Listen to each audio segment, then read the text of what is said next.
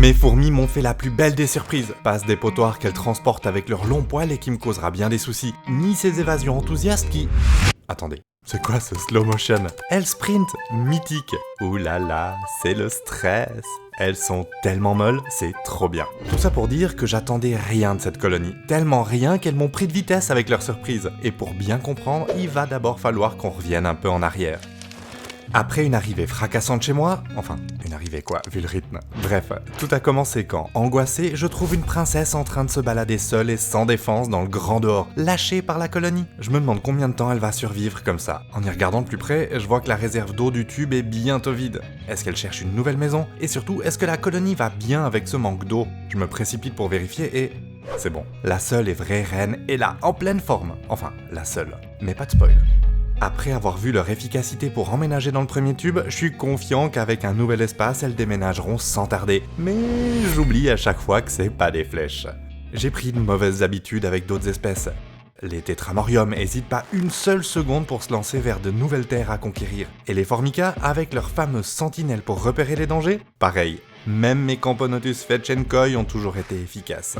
Alors, si on compare avec nos protégés du jour, c'est vraiment pas des conquérantes. Oh, des fois elles se perdent malgré elles et se retrouvent dans le vaste monde. Elles s'agitent alors, toutes perdues, en se demandant ce qui leur a pris. Je me suis d'ailleurs demandé comment elle avait fait celle-là pour sortir de la boîte. Et en fait, c'est le dépotoir. Aucun lien, mais si, elles en mettent sur l'anti-évasion et parviennent à passer. Molles mais futées les petites. Bref, la dernière fois je les ai transvasées en force, et cette fois je leur ai simplement mis un nouveau tube. Mais faut déjà qu'elles trouvent l'entrée.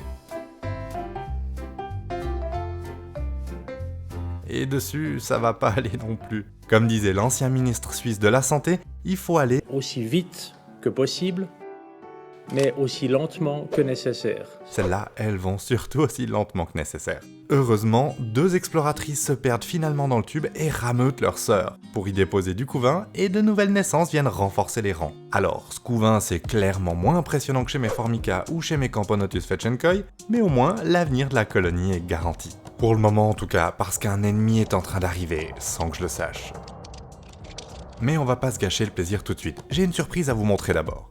Avec tout ce monde qui arrive, elle mérite bien de quoi se redonner de l'énergie. Et là, faut que je m'excuse, je me suis moqué, avec affection, mais quand même, je me suis moqué donc de leur air pâteau, de leur mollassonnerie. J'ai eu tort, ah que j'ai eu tort, il y a toujours du monde dans le grand dehors. Et dès que la nourriture est repérée, ça s'agite. Enfin, à leur niveau, hein. Même notre princesse est toujours là, à devoir se nourrir seule, la pauvre. Et ces aventurières sont bien plus actives dehors que d'autres de mes colonies. Et qu'est-ce qu'elle mange? On dirait moi un repas de Noël. Et je marche plus très vite non plus après. Je suis tellement pris par ce spectacle que j'ai raté ça, un intrus. Normalement, mes fourmis ressemblent à ça. Et lui, il a rien à voir. On dirait un moustique. Attendez, il y en a dans les tubes aussi. Mais ces ailes, cet air gringalé, c'est des princes. Magnifique. La colonie a produit ses premiers et uniques mâles, prêts à s'envoler pour s'accoupler avec des princesses. Sauf que des princesses, il y en a pas.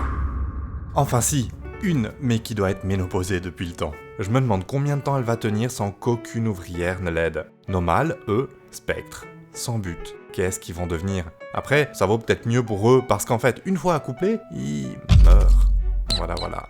Une vie orientée vers un objectif clair et définitif. En tout cas, à voir leur tête, c'est pas vraiment des princes charmants. Avec ces yeux qui leur sortent la tête, on dirait ces jouets avec du slime dedans. Mais qui je suis pour juger les goûts de ces dames fourmis, hein? Personne, absolument. Est-ce que c'était ça la surprise? Pas tout à fait. La plus belle est là. Vous la voyez? Moi non plus à ce moment. Ah, si j'avais su, j'aurais trépigné comme un enfant à qui on a promis un gâteau au chocolat.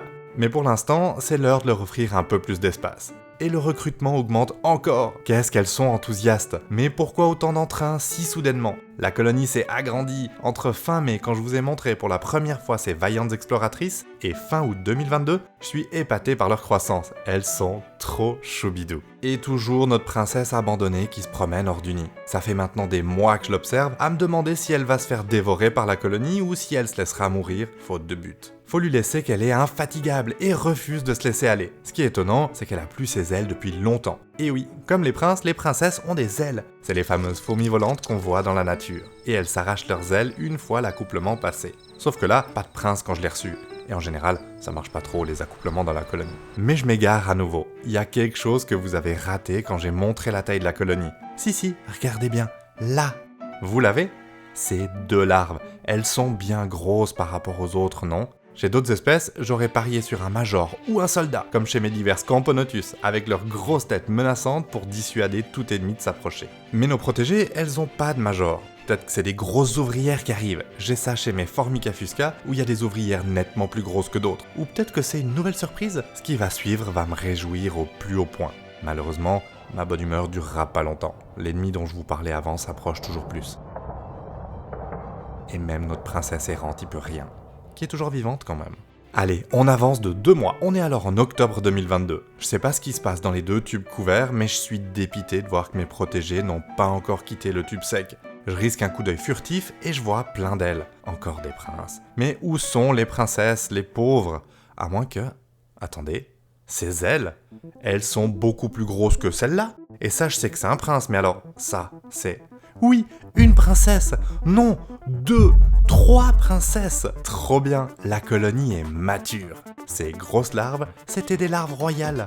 Et à côté, notre princesse errante, elle a enfin de la compagnie. C'est génial. Elle pourra aller se promener avec ses nouvelles amies. Et est-ce qu'il pourrait se passer quelque chose avec les princes? Elles aimeraient sans doute s'envoler pour essayer, mais ça va pas être possible. Premièrement parce que je vais pas laisser les fourmis exotiques s'échapper de leur nid, même si elles survivraient pas à l'hiver suisse. Et bon, elles sont tellement molles qu'elles arriveraient même pas à quitter mon bureau. Deuxièmement, parce qu'il n'y a pas d'autres colonies où trouver des princes avec lesquels s'accoupler. Mais alors, et avec les princes de la même colonie? Normalement, ça marche pas. Elles cherchent la diversité génétique. Sauf qu'avec cette espèce, j'ai entendu dire que c'était peut-être possible. On tente? Qu'est-ce que vous en dites?